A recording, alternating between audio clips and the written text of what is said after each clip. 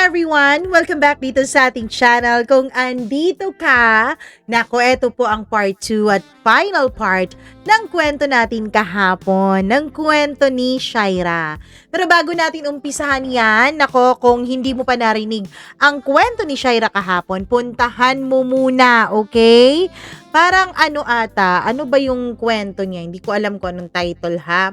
Kasi hindi ko pa na-edit habang nire-record ko itong video na ito. Pero, tignan natin kung eto ay 124. So, Friday, 124, 125, 126, 127, 128, 129, 130. So, 130, yung 130, S4, hashtag 130 na kwento. Yun ang hanapin ninyo. Dahil yun ang unang part sa kwentong to bago nyo ito pakinggan. Pero kung narinig mo na ang kwento kahapon, ay nako, ang gusto ko munang sabihin sa inyo ngayon ay i-like at i-follow ang Facebook page ng Shop and Style. Kung bago ka dito sa ating programa at dito sa ating channel, nako, hanapin nyo na ang Shop and Style. At kung nahanap mo na, na-follow mo na, na-subscribe mo na, abangan mo ang pa-live nila dyan. Dahil napakagaganda ng mga produkto, quality at syempre, abot kaya din sa bulsa. O diba? Meron ka ng original and authentic na gamit na pwede mong bilhin, pwede mong iregalo sa sarili mo o sa mga mahal mo sa buhay, alam mo pa na original talaga and worth your money. Ganon ang importante. Anyways, wag na natin itong patagalin. Masyado nang mahaba ang ating pa-intro. Eto na po ang katapusan at karugtong sa kwento ni Shaira kahapon dito lamang sa Dear Mama Mia.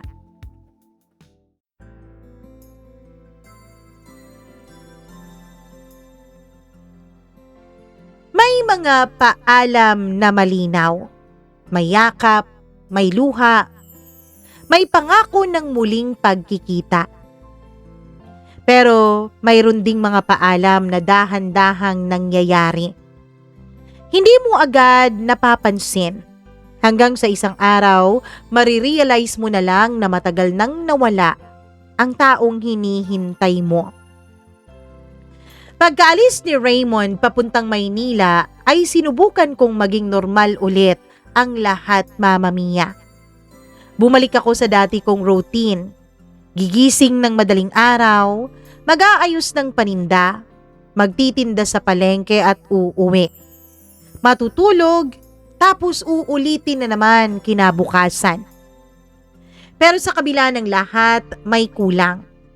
Sa bawat umagang dumaraan, hinahanap ng mga mata ko ang isang matangkad na lalaking palaging may hawak ng tasa ng kape. Sa bawat hapon umaasa akong may biglang lilitaw sa harap ng pwesto ko. At sa bawat gabi umaasa akong makakatanggap ng mensahe. Kahit isang simpleng kamusta ka. Pero wala. Lumipas ang unang linggo, wala. Dumating ang pangalawang linggo, wala pa rin. Pinipilit kong kumbinsihin ang sarili ko na baka abala lang siya. Baka marami siyang inaasikaso. Baka may problema siya sa trabaho. Baka mahina ang signal. Baka. Napakaraming baka. Dahil minsan mas madaling umasa kaysa tanggapin ang masakit na katotohanan. Ano, iniisip mo na naman siya? Napalingon ako kay Mama. Bandang gabi na yon. Naghahapunan kami. Napangiti ako ng pilit. Sino po? Huwag ka nang magsinungaling sa akin, Shaira. Tingin mo ba hindi ko napapansin? Napayuko ako. Sa buong buhay ko, si Mama ang taong pinakamahirap lokohin. Hindi ko man sabihin ang nararamdaman ko, madalas ay alam na niya. Yung taga Maynila, hindi ba? Mahina niyang tanong. Hindi ako agad sumagot, pero sapat na yata ang katahimikan ko dahil ngumiti lamang siya. Yung uri ng ngiting maraming naiintindihan. Mag-ingat ka lang, anak. Alagaan mo ang sarili mo. Hindi ko alam kung bakit pero biglang bumigat ang dibdib ko. Parang may kung anong babala sa mga salitang yun, Mama Mia. At marahil may bahagi ng sarili kong natatakot na baka tama siya. Habang tumatagal ay mas lalong humahaba ang katahimikan. Wala pa ring tawag, wala pa ring mensahe, wala ring kahit na anumang balita. Minsan naiisip ko kung totoo ba talaga ang lahat ng pinagsaluhan namin. Baka isa lamang yung magandang panaginip. Baka gawa-gawa lang yun ang isipan ko. Baka masyado ko lang binigyan ng kahulugan ang mga tingin niya, ang mga ngiti niya, at ang bawat salitang binitawan niya. Pero sa tuwing maaalala ko ang mga gabing magkasama kami, alam kong hindi pa naginip ang lahat ng yun. Totoo yun. Lahat ng yun totoo kaya lalo akong nasasaktan. Isang gabi, nakaupo ako sa labas ng bahay. Tahimik ang paligid, malamig ang hangin. At habang nakatingin ako sa malayo, dun ko unang inamin sa sarili ko ang isang bagay, Mama Mia. Mahal ko siya. Hindi ko man gustong sabihin, hindi ko man plinano, pero mahal ko siya. At ang pinakamasakit, hindi ko alam kung mahalaga pa rin ba ako sa kanya. O isa lang akong alaala sa isang bakasyong matagal nang natapos. Lumipas pa ang mga araw, Mama Mia, at unti-unti kong natutunang mabuhay muli nang wala siya. Hindi dahil gusto ko yun, kundi dahil wala naman akong pagpipilian. Patuloy ang buhay, patuloy ang trabaho, patuloy ang pag-ikot ng mundo ko. Kahit nasasaktan ka, kahit may hinihintay ka pa, hindi naman hihinto ang oras para sa'yo. At yun ang isa sa pinakamahirap tanggapin, na kahit anong nararamdaman mo, walang pake ang mundo. Dumating ang araw na tuluyan kong itinago ang maliit na papel na iniwan niya noong kasama noon sa pastry. Matagal ko yung iniingatan, paulit-ulit kong binabasa, paulit-ulit kong tinitingnan. Para akong isang taong umaasang may magbabago pero wala. At sa unang pagkakataon, inilagay ko yun sa loob ng isang kahon kasama ng iba pang mga mahahalagang alaala para sa akin. Mga lumang litrato, mga sulat, mga bagay na minsan ay naging mahalaga sa buhay ko. Mga bagay na bahagi na ng nakaraan. Napaiyak ako ng gabing yun, Mama Mia. Hindi naman dahil galit ako. Hindi dahil may gusto akong sisihin sa nangyari sa akin. Kundi dahil natatakot akong tanggapin na baka yun na talaga ang katapusan naming dalawa. Makalipas ang ilang araw, napansin kong mas mabilis akong mapagod kesa sa karaniwan. Akala ko dahil lamang sa dami ng trabahong inaasikaso ko. Sunod kasi ang mga customers. Maraming turista dahil pa-summer na rin noon, Mama Mia. Maraming inaasikaso, kaya hindi ko ito binigyang pansin. Pero habang lumilipas ang mga araw, mas lumalala ang pagkapagod na nararamdaman ko. Madalas na akong nahihilo, madalas akong antukin. At minsan, kahit ang amoy ng ilang pagkain ay nagpapasama na ng pakiramdam ko. Ano ba itong nangyayari sa akin? Pabulong kong tanong sa aking sarili. Pero hindi ko pa rin pinansin. Hindi ko pa alam na ang mga simpleng pagbabagong yun ay simula ng isang napakalaking kabanata ng buhay ko. Kabanatang kailanman ay hindi ko inaasahan na aking mararanasan. Minsan may mga araw na parang ordinaryo lang. At pagkatapos ay may mangyayari na hahatiin ang buhay mo sa dalawa. Ang dating ikaw at ang ikaw pagkatapos ng araw na yun. Ganito eksakto ang nangyari sa akin, Mama Mia. Maagang maaga akong nagising ng araw na yon. Masama na naman ang pakiramdam ko. Nahilo na agad ako pagkabangon ko pa lamang. At halos wala akong kagana-ganang kumain. Napansin na rin yun ni Mama. Magpatingin ka na, anak, sabi niya. Nung una pa kita sinasabihan, ha? Ayaw ko sana, Mama Mia. Ayaw kong gumastos. Ayaw kong mag-aksaya ng oras. Pero dahil sa pagpipilit niya ay pumayag na rin ako.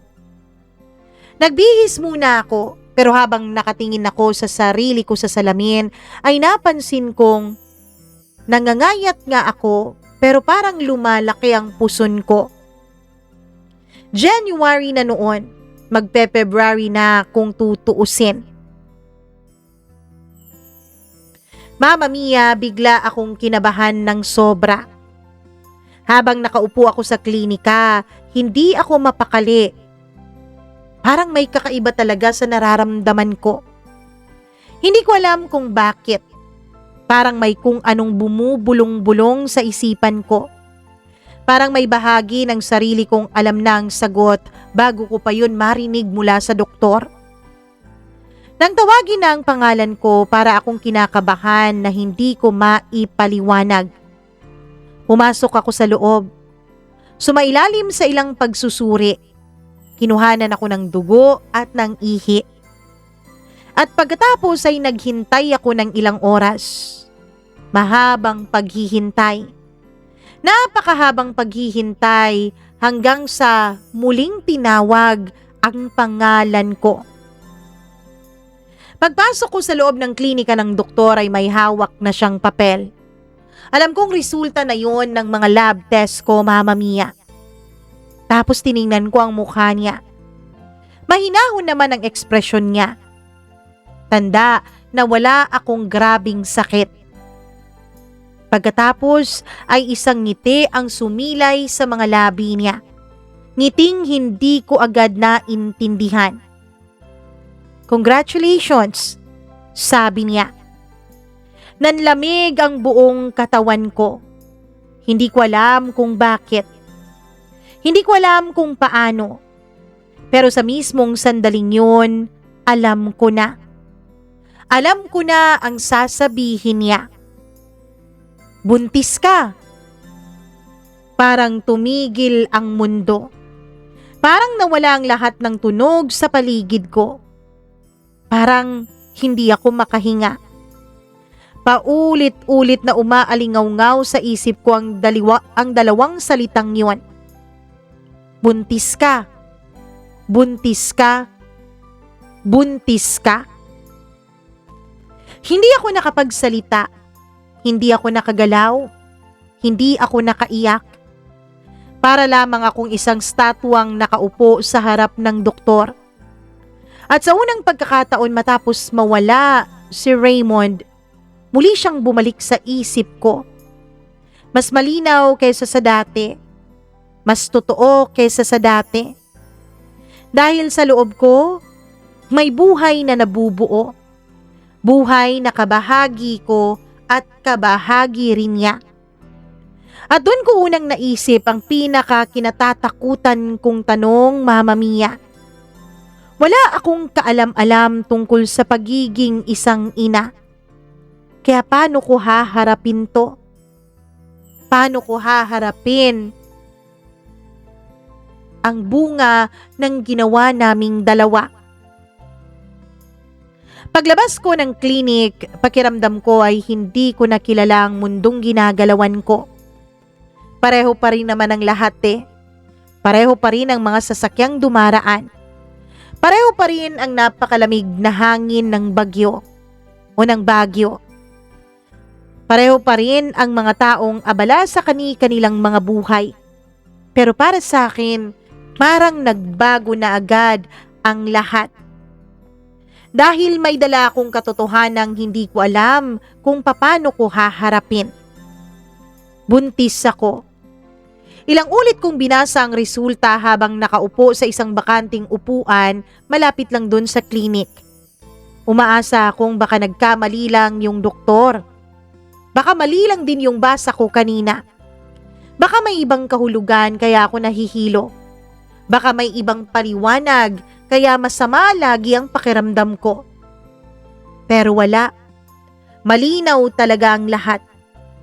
At habang tumatagal, lalo kong nararamdaman ang bigat ng katotohanan yun. Hindi naman dahil natatakot akong magiging ina na ako. Ang kinatatakutan ko, Mama Mia, ay ang lahat ng kasunod nito. Paano kung hindi ko kayanin? Paano kung magkulang ako bilang magulang niya? Paano kung hindi ko maibigay ang magandang buhay na nararapat para sa batang ito? At higit sa lahat, paano kung habang buhay niyang itanong sa akin kung nasaan ang ama niya? Hindi ko agad sinabi sa mga magulang ko ang totoo, kahit sa mama ko. Pag-uwi ko ay dumiretso agad ako sa kwarto. Isinara ko ang pinto at doon ko unang hinayaang bumuhos ang mga luha sa mga mata ko. Hindi ko alam kung gaano ako katagal na umiiyak, Mama Mia. Siguro 1 oras? O baka siguro higit pa? Lahat ng takot, lahat ng pagkalito, lahat ng pangambang nararamdaman ko ay sabay-sabay na bumagsak sa akin. At sa gitna ng lahat ng yun, si Raymond ang nasa isip ko. Mama Mia, hindi naman galit ang nararamdaman ko. Hindi puot.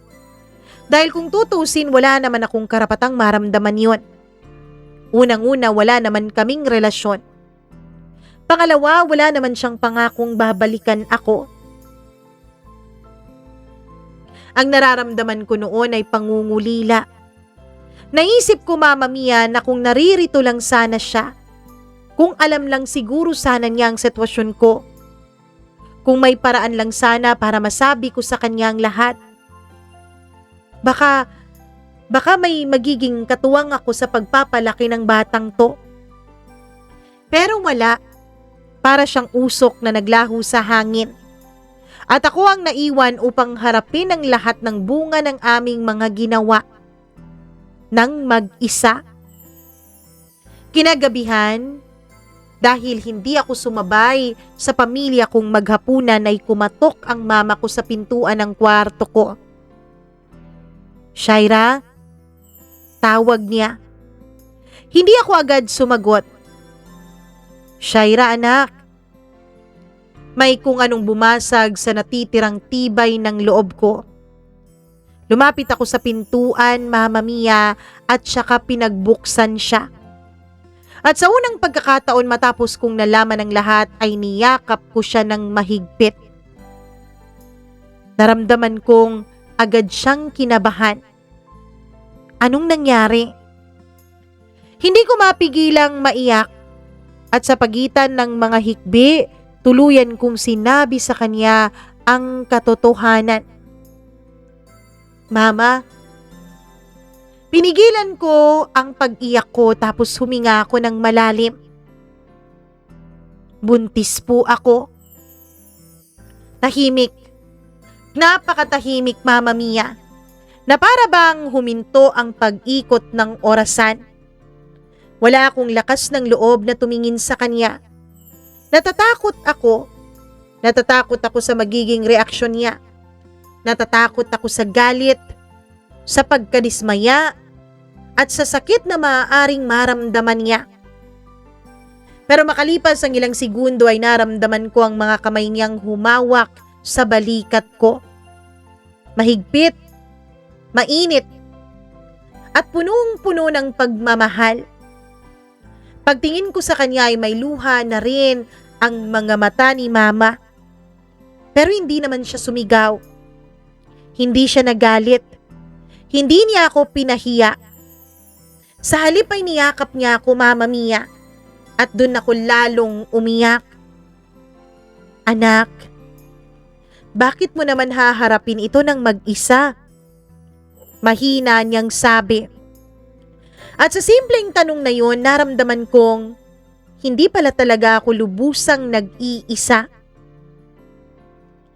Mama Mia, kung may isang bagay na mabilis kumalat sa isang komunidad, yun ay ang balita o di kaya'y chismis. Ang balitang may halong chismis ay mas mabilis.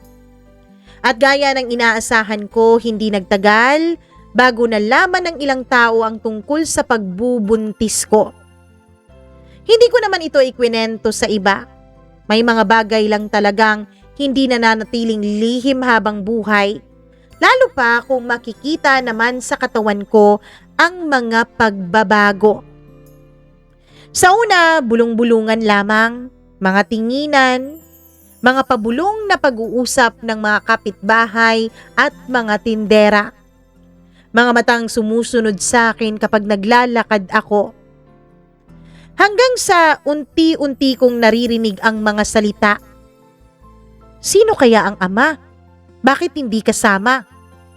Ay nako, baka yung lagi niyang kasama nung Disyembre. Yung lalaking turista. Naku, iniwan na yata siya nun. Kawawa naman. Masakit. Sobrang sakit. Hindi dahil totoo ang ilan sa mga sinasabi nila, kundi dahil hinuhusgahan na nila ako nang wala pa silang kaalam-alam sa buong kwento. Hindi nila alam kung gaano ako natakot. Hindi nila alam kung ilang gabi akong umiiyak. Hindi nila alam kung gaano ko kagustong hanapin si Raymond.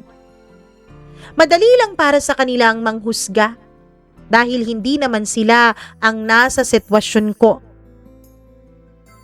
Sa totoo lang, Mama Mia, may mga pagkakataong gusto kong magalit. May mga pagkakataong gusto kong sumagot.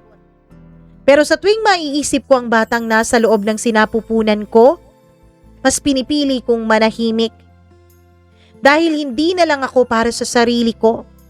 May ibang buhay nang umaasa at sumasandal sa akin. At ang buhay niya ay mas mahalaga na ngayon kesa sa buhay ko. Habang lumalaki ang aking tiyan, unti-unti ring nagbabago ang pananaw ko. Nung una, takot lang ang nararamdaman ko. Pero habang lumilipas ang mga buwan, may bagong emosyon na pumapalit. Pagmamahal. Hindi ko pa nakikita ang kanyang mukha. Hindi ko pa naririnig ang kanyang boses, pero mahal na mahal ko na siya. Sa bawat check-up, sa bawat tibok ng puso niya na naririnig ko mula sa isang makina, sa bawat pagbabago ng buhay ko, mas lalo kong nararamdaman na may himalang nangyayari sa buhay ko at sa loob ko, Mama Mia. At sa unang pagkakataon matapos mawala si Raymond, ay may dahilan na ulit akong ngumiti muli. Mama Mia, may mga alaalang hindi kailanman nabubura. At para sa akin, isa roon ay ang araw na unang gumalaw ang anak ko sa loob ng tiyan ko. Nasa bahay lang ako noon, tahimik ang hapon. Nag-aayos ako ng ilang paninda para sa susunod na araw. Pagod ako, mabigat na rin ang pakiramdam ko dahil lumalaki na ang tiyan ko. At habang nagpapahinga ako sa isang upuan, may kakaiba akong naramdaman. Napahinto ako. Parang may munting pagpitik. Napakagaan lang naman. Napakaliit. Yung halos hindi mo mapansin. Akala ko nung una ay imahinasyon ko lamang. Pero maya-maya lang ay naramdaman ko ulit. Mas malinaw, mas totoo. At dun ko nauunawaan, gumagalaw siya. Agad kong ipinatong ang kamay ko sa tiyan ko at hindi ko napigilang mapaluha. Sa pagkakataong yun, hindi na ako napaluha dahil nalulungkot ako o dahil natatakot ako. Dun ko lamang naintindihan kung ano talaga ang ibig sabihin ng luha ng kaligayahan. Dahil napaluha ako sa sobrang saya, Mama Mia. Sa unang pagkakataon, pakiramdam ko ay nakikipag-usap sa akin ang anak ko. Na para bang sinasabi niya sa akin na, nandito lang ako, Mama. At sa sandaling yon ay may nabago sa puso ko. Ang lahat ng pangamba, ang lahat ng takot, ang lahat ng sakit, hindi man tuluyang nawala pero nabawasan ng malaki. Dahil sa kauna-unahang pagkakataon, hindi ko na lamang nakikita ang batang ito bilang responsibilidad. Nakikita ko na siya bilang anak, bilang pamilya ko, bilang pinakamahalagang tao sa buhay ko, at bilang isang taong matatawag kong akin Mama Mia. Nang gabing yun, habang nakahiga ako sa kama, marahan kong hinahaplos-haplos ang aking tiyan. At muli ko na namang naisip si Raymond. Hindi ko alam kung nasaan siya. Hindi ko nga alam kung kamusta na siya. Hindi ko alam kung naaalala pa ba niya ako. Pero isa lang ang sigurado ko. Kahit wala siya, may bahagi niya na mananatili sa buhay ko magpakailanman. At habang pinakikinggan ko ang tahimik na gabi ng Baguio, gumawa ako ng isang pangako, Mama Mia. Anuman nang mangyari, anuman ang dumating sa buhay ko, poprotektahan ko ang anak ko. Mamahalin ko siya at gagawin ko ang lahat para maramdaman niyang buo siya. Para hindi siya makaramdam ng kahit na anong pagkukulang sa buhay niya. Kahit hindi pa namin kasama ang kanyang ama. Mama Mia, may mga gabi na parang walang hanggan ng sakit na iyong nararamdaman. Yung tipong kahit anong gawin mo, parang hinihila ka talaga pababa ng katawan mo, ng pagod, at ng lahat ng takot na pilit mong nilalabanan. Ganito ang gabi na nagsimula ang pagli-labor ko, Mama Mia. Malamig pa rin ang hangin sa Baguio. Ewan ko pero pakiramdam ko mas malamig ngayon kaysa sa karaniwan. Mag-isa lang ako noon sa aking kwarto nang maramdaman ko ang matinding kirot sa tiyan ko at pati na rin sa pagitan ng mga hita ko. Nung una, akala ko ay normal lang yun. Pero ilang minuto lang ang lumipas, mas lumalakas, mas tumitindi, mas humihigpit, at mas naging paulit-ulit ang sakit na aking nararamdaman. Pinipilit kong kayanin hanggang sa hindi ko na talaga kaya. Mama, mahina akong tawag. Nung una ay hindi pa pinansin ni Mama ang pagtawag ko. Siguro dahil hindi niya marinig. Mama, tawag ko ulit. Pagpasok niya sa kwarto ay agad niyang nakita ang pamimilipit ko sa sakit at ang sitwasyon ko. Naku anak, magli-labor ka na yata. Mukhang simula na nga yata to. At dun nagsimula ang pinakamahabang gabi ng buhay ko. Sa ospital, Mama Mia, parang bumabagal ang oras. Bawat sigaw ko, bawat paghinga ko, bawat pagod, lahat ay parang walang katapusan. May mga sandaling gusto ko nang sumuko. May mga sandaling gusto ko nang matulog at wag na lang magising. Marami naman akong sugat na napagdaanan. Pero ang sakit nung gabing yun ay halos hindi ko kayanin. Pero kahit na sinasabi ng katawan ko at ng utak ko na hindi ko na kaya, Mama Mia, ang puso ko ay pilit na lumalaban. Dahil may isang dahilan kung bakit hindi ako bumibitaw at kung bakit hindi ako sumusuko sa sakit. Walang iba yun kundi siya, ang anak ko. At sa bawat sigaw ko, sa bawat pag-iri ko, paulit-ulit kong sinasabi sa sarili ko, kaya mo to, Shaira. Hanggang isang huling pagtulak, isang muling paghinga, isang huling pag-iri, at biglang tahimik. Tapos, isang sigaw. Isang iyak na pasigaw, Mama Mia. Malakas, totoo, buhay na buhay. Napaiyak ako nang makita ko siya sa unang pagkakataon. Isang napakaliit na sanggol, Mama Mia. Isang napakaliit na bata pero parang hawak-hawak niya ang buong mundo ko. Isang sanggol na lalaki. Pinangalanan ko po siyang Troy. Hinawakan ko siya. At sa sandaling yun, para bang lahat ng sakit na dinanas ko ay tila worth it. Tila biglang nawala ang lahat. Parang may bagong buhay na isinilang, hindi lang para sa kanya kundi sa akin din.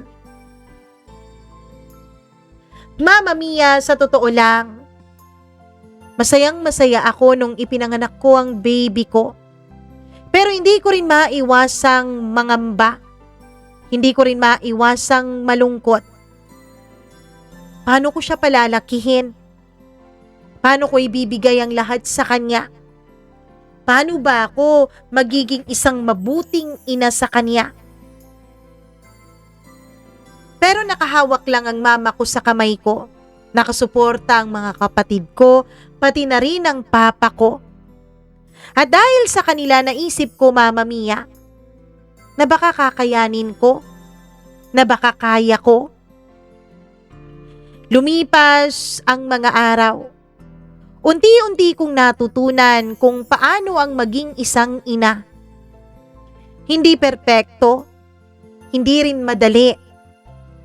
Pero Mama Mia, natututo ako. May mga gabing puyat ako. Hindi ako nakakatulog.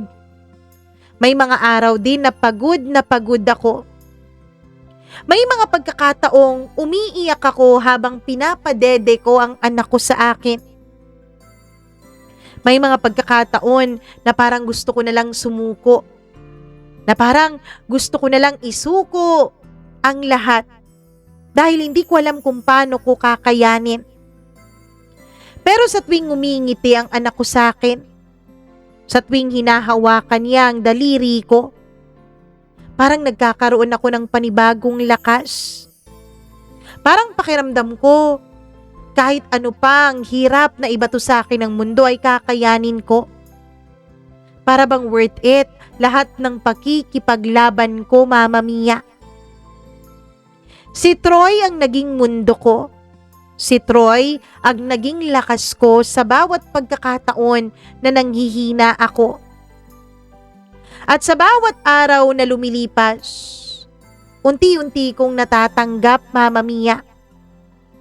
Hindi ko na kailangan si Raymond para mabuo kami. Pero hindi naman ibig sabihin nun na hindi siya mahalaga. Naging bahagi din naman siya ng buhay ko. Minahal ko rin naman siya ng totoo kahit hindi ko nasabi yun sa kanya. Minahal ko naman siya ng buong buo, Mama Mia. Kaya lang, iba pala ang pagmamahal ng isang ina sa kanyang supling. Kahit mahirap, nandyan naman si Mama. Inaalalayan ako, tinuturuan ako. At doon ko napagtanto na hindi pala talaga biro ang sakripisyo at pagmamahal ng mga ina natin sa atin. Lumipas ang mga taon. Mama Mia, lumipat po kami ng bahay. Dahil yung tinitirhan namin ay hindi naman po namin pag-aari yung lupa. Kinuha na ng may-ari. Kaya lumipat na kami ng ibang lugar, ng ibang pwesto. Pero ganun pa rin ang pinagkakakitaan namin. Ganun pa rin ang negosyo namin. Lumipas ang mga taon, si Troy ay lumalaking masayahing bata. Matalino at likas na mausisa. Mama Mia, simula po nung nag 3 years old siya, madalas na niyang itinatanong sa akin kung nasaan ang kaniyang ama. Lalo pa kapag may nakikita siya sa telebisyon. Lalo pa kapag may nakikita siya sa mga kapitbahay namin. Mga batang lalaki na tinuturuang magbisikleta ng kanilang mga ama. Habang siya ako ang nagtuturo, o di kaya naman ay ang tatay ko, o di kaya naman ay ang mga kapatid ko. At sa bawat tanong niya sa akin, may kirot pa rin sa dibdib ko. Hanggang isang araw, Mama Mia, nagdesisyon akong ipagpatuloy ang pangarap ko. Ang cafe. Pinag-ipunan ko yon, pinagpaguran. Tapos, may isa akong tiyahin na galing ibang bansa na bumisita sa amin. Tuwang-tuwa siya sa anak kong si Troy. Sabi niya, manang-mana raw sa akin ang kakulitan ng anak ko. Hanggang sa tinanong ako ng tiyahin ko, Mama Mia, kung ano raw bang gusto kong buhay. Sabi ko, gusto ko lang mapalaki ng maayos si Troy.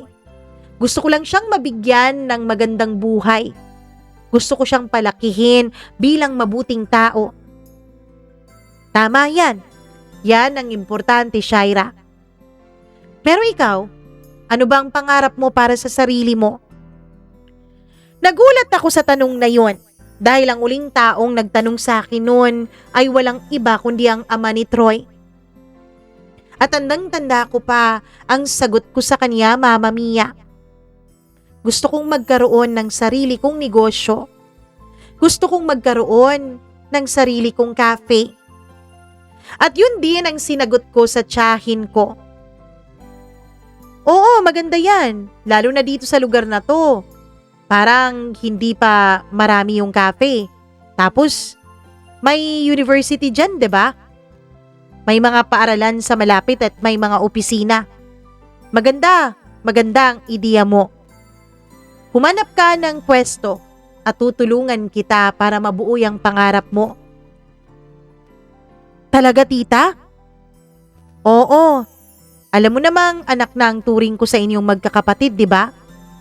At dahil nagpalaki ka ng isang bibong bata at napakabait, deserve mong matupad ang pangarap mo, Shaira. Sa tulong ni Mama ay nakahanap din kami ng magandang pwesto. Tapos maganda ding deal sa may-ari nung lugar, Mama Mia. Agad kong sinabi yun sa tiyahin ko na noon ay nakabalik na sa Amerika. Hindi naman niya ako binigo, Mama Mia. Tinupad naman niya ang pangako niya sa akin. Nagpadala siya agad ng pera. Sabi niya kung kukulangin ay magsabi lang daw ako. Siyempre, hindi ko inasa lahat sa tiyahin ko. Ginamit ko rin ang pinag-ipunan kong pera. Sa tulong ng mga kapatid ko, sa tulong ni Mama, at sa tulong ng tiyahin ko, ay nakapagpatayo ako ng isang maliit na cafe, Mama Mia. Ang cafe yun ay gaya ng nasa vision ko. Maraming ilaw, pero malamlam lang ang pagkakailaw. Puno ng mga halaman at puno ng mga alaala. Pero ewan ko, kahit natupad ko na ang pangarap ko, kahit maganda naman ang takbo ng negosyo ko, kahit na mahal naman ako ng pamilya ko at napapalaki ko naman ng maayos ang anak ko, ay hindi ko pa rin maintindihan, Mama Mia, kung bakit tila may kulang pa rin. Tila may bagay pa rin na nawawala. Isang bagay na hindi ko alam kung paano ko pa mahahanap. Parang may puwang. Parang may isang bagay na kailangan kong matagpuan. Isang umaga, abalang-abala ko noon sa cafe. Mama Mia, wala kasing ibang tumatao sa cafe ko kundi ako lang. At kung minsan tinutulungan ako ng mga kapatid ko kapag wala silang pasok at pati na rin ng mama ko. Tahimik ang buong cafe noon. Tahimik ang paligid. May mangilan-ngilan akong customers pero wala naman silang mga kasama kaya tahimik lang din sila habang nakatingin sa kanilang mga cellphone at may mga nakasaksak na earphones sa kanilang mga tenga. Hanggang sa narinig kong tumunog yung wind chime. Bumukas ang pinto at may pumasok. Welcome po, bati ko. Agad akong nag-angat ng tingin ko at ngumiti. Pero nanigas ang ngiti ko sa aking mukha nung mapagtanto ko kung sino ang pumasok, Mama Mia. Walang iba, Mama Mia, kundi ang lalaking matagal ng laman ng mga panaginip ko. Ang lalaking matagal ko nang gustong makita ulit. Ang lalaking akala ko hindi ko na matatagpuan sa buhay kong ito. Si Raymond. Nanigas talaga ako, Mama Mia. Parang huminto ang mundo ko. Mas tumanda siya, pero mas gumwapo. Pakiramdam ko mas tumangkad. Mas naging maganda ang kanyang pangangatawan. Pero siya pa rin yun. Ang mga mata niya, yun pa rin ang parehong mga mata na naging dahilan kung bakit ako nahulog sa kanya. At nang magtagpo ang mga mata naming dalawa, pakiramdam ko ay nawala ang mga mumunting ingay sa paligid. Shaira, sa wakas, sabi niya. Mama Mia, nakatulala lang ako. Hindi ko alam kung papaano ang sumagot sa sinabi niya sa akin. Hanggang sa biglang bumukas ulit yung pinto. Shaira anak, tawag ng mama ko. At sa likod niya ay bigla siyang napatingin dahil may isang batang tumatakbo palapit sa akin. Yun ay walang iba kundi si Troy, Mama Mia. Nakita kong nagtagpo ang mga kilay niya. Para bang nagtaka siya. Para bang sinisipat niya kung sino ang batang dumating. At dun niya nakita ang katotohanan. Sa unang pagkakataon ay nagtagpo ang mga mata nila ng anak ko. Alam kong alam na niya. Dahil kahit sino ang makakita sa kanilang dalawa, Mama Mia, hindi mo talaga maitatatwang mag-ama sila. At sa unang pagkakataon, nakita ko na nangingilid ang mga luha sa mga mata ni Raymond. Siya ba? Napayuko ako. Nung makalapit ang mama ko, ay nagpalipat-lipat ang tingin niya sa akin, kay Raymond, at sa anak ko. Hanggang sa tumango ako kay mama. Agad niyang naintindihan ang ibig kong sabihin. Agad niyang kinuha ang anak ko. Pagkatapos ay pumasok sila sa loob ng counter at ako naman ay lumabas. Alam ko, Mama Mia, alam ko na wala na akong ibang pagpipilian noon kundi harapin ang taong to. Sa totoo lang, nagtaka ako sa sarili ko. Dati gustong-gusto ko siyang makita. Dati gustong-gusto ko siyang makaharap. Gustong-gusto ko siyang tanungin ng mga bagay na bumabagabag sa akin. Pero ngayong nandito na siya sa harapan ko, parang umurong ang dila ko. Para ring ayaw sumunod ng mga tuhod ko. Pero wala na akong choice. Nandito na siya. Alangan namang takbuhan ko siya palayo, di nagmumukha akong baliw. Agad ko siyang inaya sa pinakasulok na bahagi ng cafe na yon. Pag upo namin ng magkaharap, ay dun niya ako tinanong. Anak ba natin yung batang lalaking yun? Lumango ako. Oo. Shaira, I'm sorry. I'm sorry kung wala ako sa tabi mo nung pinagbubuntis mo siya. I'm sorry kung wala akong kaalam-alam na nagbunga ang mga nangyari sa atin noon. Hindi mo kailangang mag-sorry, Raymond. Gaya nga ng sabi mo, wala kang kaalam-alam.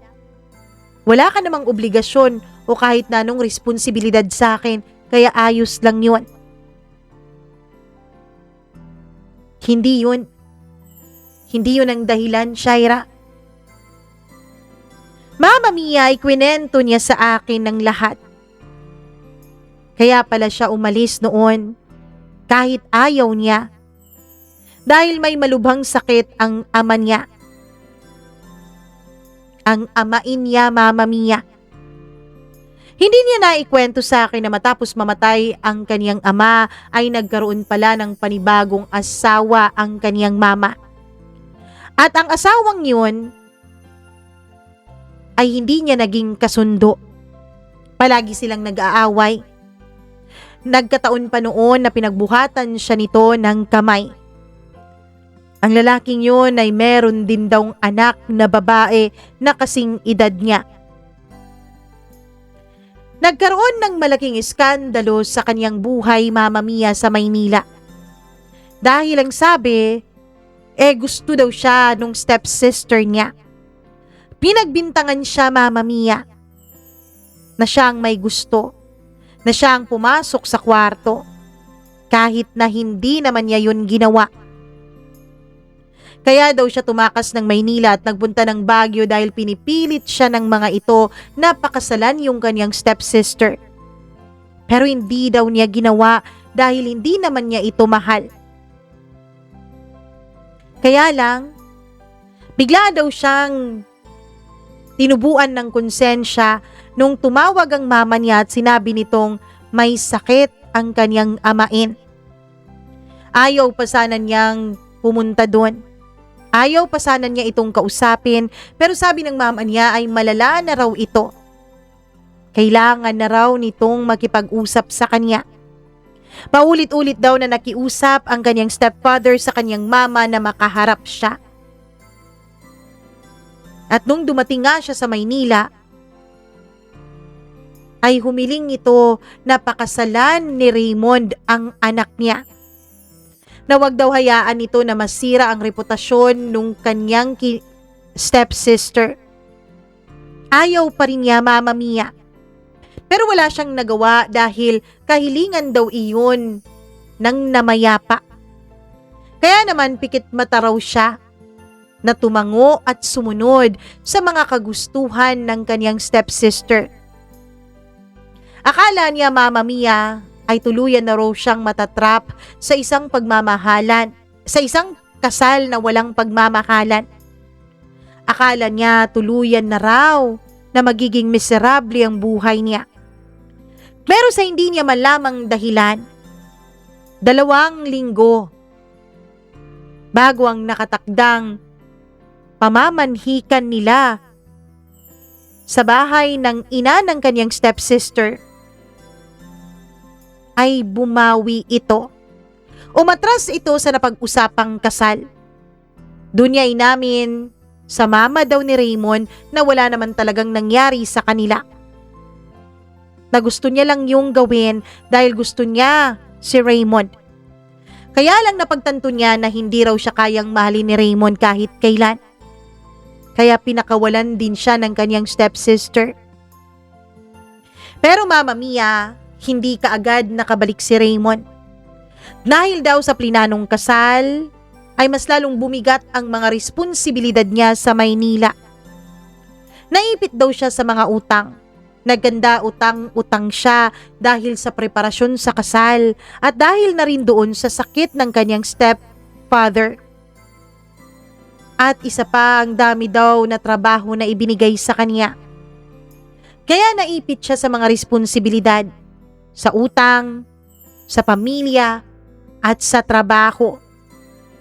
Ilang taon din daw ang kanyang ginugol para lang maayos ang pamilya niya, maayos ang buhay niya sa Maynila. At nung sinubukan daw niyang bumalik ng Baguio, ay wala na raw ako dun sa dati kong pwesto. Wala na rin daw kami doon. sa bahay na tinitirhan namin. May nakapagsabi sa kanya na umalis na raw kami ng Baguio. Ang hindi niya alam ay lumipat lang kami ng lugar pero nasa Baguio pa rin naman kami. Wala daw siyang kahit anong contact sa akin.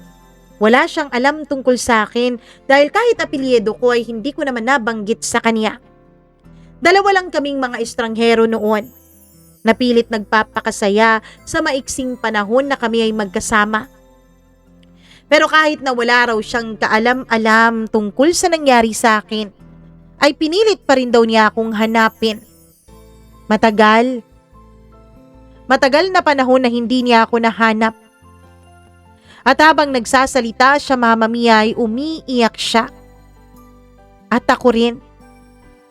Dahil sobrang sakit para sa akin ang mga taon na nawala sa aming dalawa. Doon niya inamin sa akin na minahal daw niya ako. Mahal daw niya ako. Pero dahil nasanay siya sa mga responsibilidad, nasanay siyang unahin ng iba, ay hindi na raw niya naisip, Mama Mia, na bigyan pa ng katuparan ng tungkol sa amin. Kaya pinili niya noon na tuparin ang kahilingan ng stepfather niya na pakasalan ng kanyang stepsister. Pero nung umatras ito, hindi din daw niya ako nahanap. Hanggang sa may nakapagsabi daw sa kanya kung nasaan ako. Isang dating kasabayan ko raw na nagtitinda sa pwesto ko dati ang nakita niya. Tapos tinanong daw siya nito, Di ba ikaw yung naging boyfriend ni Shaira? Nung narinig niya raw ang pangalan ko ay agad siyang nakakuha ng inspirasyon at pag-asa. Opo, ako po. Naku, hindi mo ba alam na nagkaanak kayong dalawa? Po? Oo, nagkaanak kayo. Pero iniwan mo siya eh. Walang yakang lalaki ka. May alam po ba kayo kung nasan si Shaira? Bakit guguluhin mo ang buhay niya? Hindi po. Gusto ko siyang makita. Gusto ko siyang panindigan. Naku, sakto. Nagkita kami ni Shaira nung nakaraang linggo. Eto, ibibigay ko sa'yo ang address ng cafe niya. Mama Mia, habang ikinukwento niya yun sa akin ay iyak lang ako ng iyak. Siguro, nagtaka ang anak ko nung nakita niyang nagpapahid ako ng mga luha ko kaya lumapit si Troy sa amin. Tumingin siya kay Raymond. Ikaw, bakit mo pinapaiyak ang mama ko? Troy, halika. Sabi ko at niyakap ang anak ko. Mama, wag na po kayong umiyak. Sino po siya, Mama? Tanong niya habang nakatingin kay Raymond. Natahimik kami, mahabang katahimikan. Pagkatapos ay si Raymond ang nagsalita. Anak, Troy pala ang pangalan mo. Ako ang papa mo. Napayakap si Troy sa akin. At sa unang pagkakataon hindi ko alam kung matutuwa ba ako o matatakot. Pero Mama Mia, nakita kong natakot ang anak ko. Matagal na niyang tinatanong sa akin kung sino ang ama niya. Pero tulad ko, mukhang hindi rin siya handa sa pagbabalik ni Raymond sa mga buhay namin. Pero isa lang ang malinaw. Ngayon, hindi na magtatanong ang anak ko. Hindi na siya magtataka kung saan siya nanggaling at kung sino ang kaniyang ama. Sa totoo lang, hindi naging madali ang lahat. Wala naman akong naramdamang galit kay Raymond pero may sakit. May pagtatampo. May mga tanong na parang hindi pa rin nasasagot kahit naikwento na niya sa akin ang lahat ng nangyari. Pero sa bawat araw na lumilipas, sa bawat araw na laging pumupunta dun sa cafe si Raymond para tumulong at para makasama ako at ang anak namin, unti-unti naming muling nakikilala ang isa't isa. Hindi bilang magkasintahan, kundi bilang mga magulang. Isang hapon, Mama Mia, magkasama kaming tatlo. Dahil request yun ni Troy. Sabi niya, never pa raw niyang naranasan na mamasyal kasama ang mama at papa niya. Kadalasan daw, lolo, lola, mama at mga tito't mga tita niya lang ang kanyang kasama.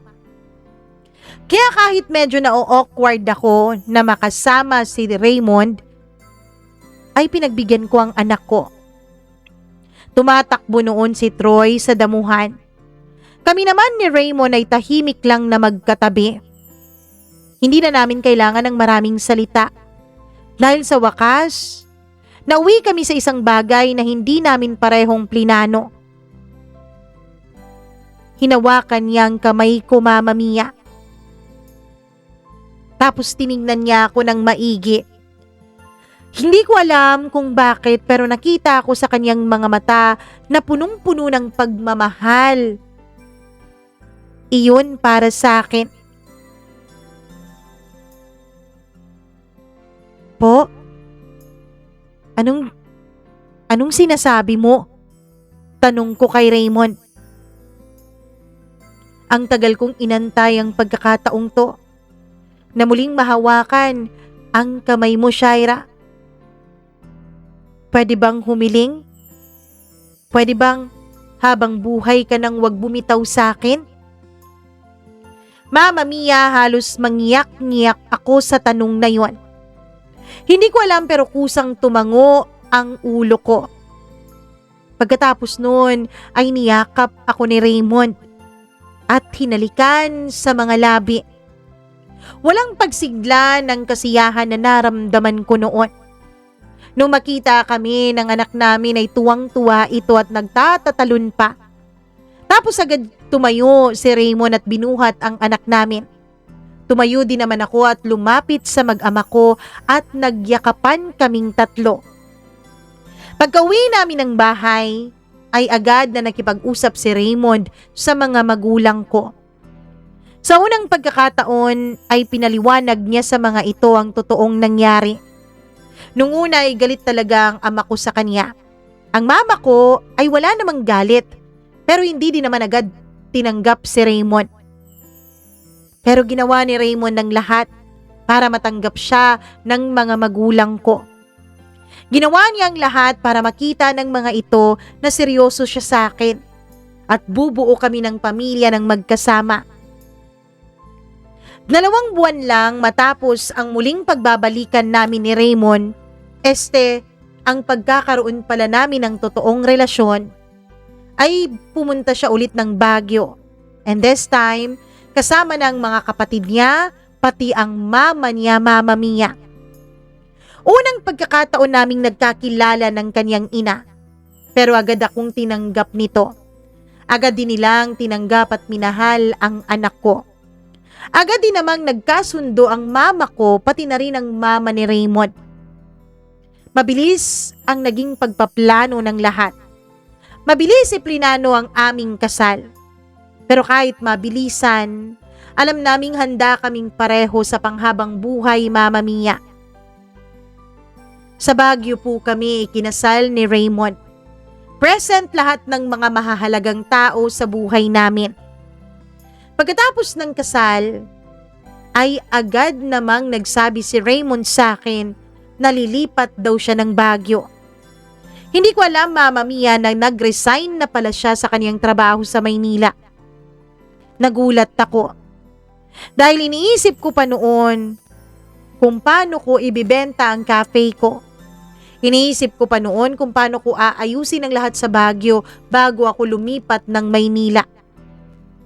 Pero Mama Mia, hindi ko pala kailangang gawin yon.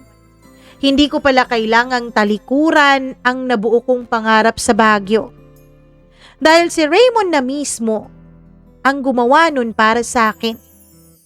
Siya ang umalis ng Maynila. Siya ang nagpaalam sa mama niya at sa mga kapatid niya. Agad namang pumayag ang mga ito dahil sabi nila matagal na raw na nagsasakripisyo para sa kanila si Raymond. Panahon na raw na unahin naman ito ang kanyang sariling kaligayahan at sariling pamilya. Iyak ako ng iyak nung araw na sinabi ni Raymond sa akin na hindi ko kailangang umalis ng Baguio. Na siya ang pupunta sa akin. Siya ang sasama sa mundo ko. Pagkatapos nun, Mama Mia, ay agad naming inasikaso ang papeles para sa anak namin. Sa akin kasi nakapangalan ng anak namin. Walang tatay ang birth certificate niya. Agad naman na kumilos si Raymond para maayos ang lahat ng yun. Sa ngayon, Mama Mia, ay may maliit kaming tahanan dito sa Baguio. Nagrerenta pa rin kami pero unti-unti na rin naming binubuo ang dream house namin. Maliit man, hindi kalakihan, pero punong-puno naman yun ng pagmamahal. Ako ay pinapatakbo pa rin ang maliit kong cafe at kasama ko ngayon ang anak ko. Si Raymond naman ay may matrabaho na dito, Mama Mia. Hindi kasing laki ang sinasahod niya kaysa sa sinasahod niya sa Maynila. Pero lagi niyang sinasabi na mas masaya siya dito. Mas fulfill siya sa buhay niya dito kaysa naging buhay niya sa Maynila. Magdadalawa na rin pala ang anak namin ni Raymond dahil pinagbubuntis ko na ang pangalawa naming anak. Masaya ang buhay ko, Mama Mia. Hindi man po karaniwan ang naging umpisa ng kwento naming dalawa. Nagpapasalamat pa rin ako sa Diyos dahil binigyan pa rin niya ako ng pagkakataon na makasama ang lalaking mahal ko. Hanggang dito na lamang po, Mama Mia, at nawa po ay natuwa kayo sa naging kwento ng buhay ng pag-ibig namin ni Raymond. Lubos na gumagalang at nagmamahal, Shaira.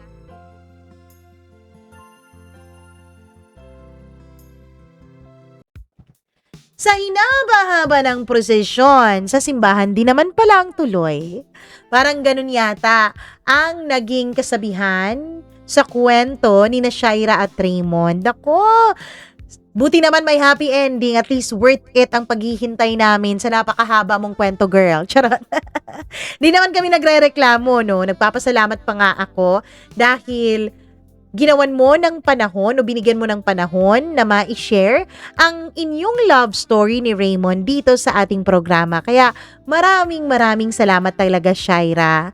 Nako, sa inyo po na nakikinig ngayon, hihingi sana ako ng pabor. Pwede bang pakilike at pakishare ng video na to, please?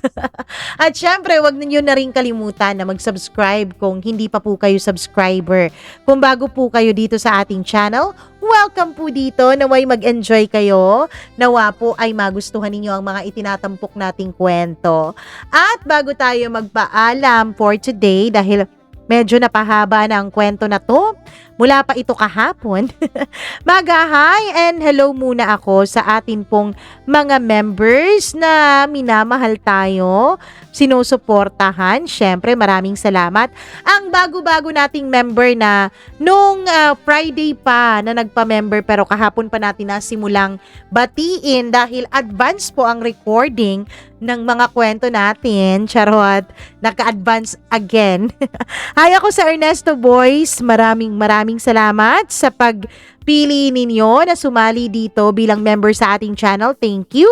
Hi, ako kay Rosel Espinosa, kay Alpha Garcia, kay Abdullah Wahab, Christina Aure, Marlia Giana Shane, kay Miriam Gutierrez, Rose Arevalo, Rico Sedanco, Colleen Bueno, Gimaras Girl, Benson Boyser, kay Smack Dax, syempre kay Maria Elena Abe, kay Maureen Tugab, kay Gail Easy, hello Gail, kay Mila Raduban, hi, at kay Freaky, maraming salamat sa walang sawa ninyong pagmamahal at walang sawa ninyong pagsuporta dito sa channel nating ito, sa munting tahanan nating ito.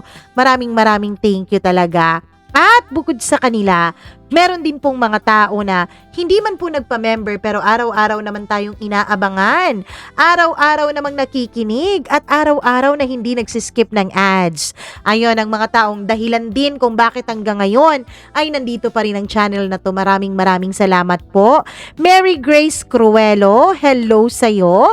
Hi kay Crizel Joey Kadornigara, maraming salamat all the way from Riyadh.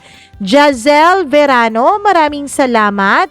Hello din kay Lorna Manza, maraming salamat sa pakikinig ninyo. Kay Francisca Abiliera, hi din ako kay Dins Lumigid, kay LV Lapot, Grace17, hello sa'yo. Ma'am Judith McGovern and to her husband, hi Ma'am Judith, long time no bati ah. Hi din kay Isabel Bisorio, maraming salamat. Kay Imelda Kabang or Kabang, hello, maraming thank you.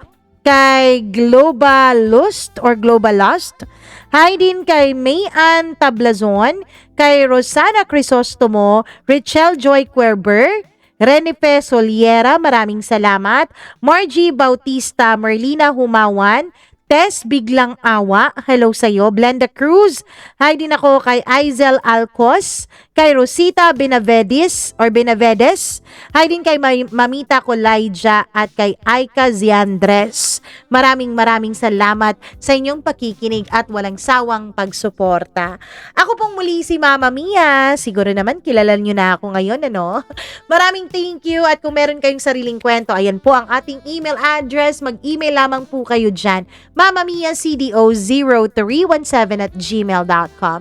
Paalam po sa inyong lahat. Mwah! I love you. Bye!